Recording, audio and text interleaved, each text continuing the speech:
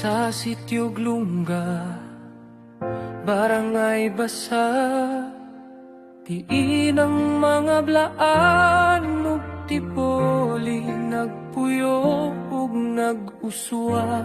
Adunay bukid kataas, ang ngalan Tabulol.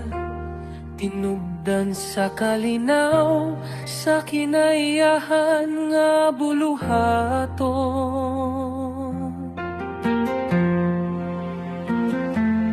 Tabulol, tabulol, atong pataason ang mga til na tong naglakaw sa dalan. Bisan taas o liko na tong tabasan, kay ang gugma sa kinayahan. Kanunay nga makit-an.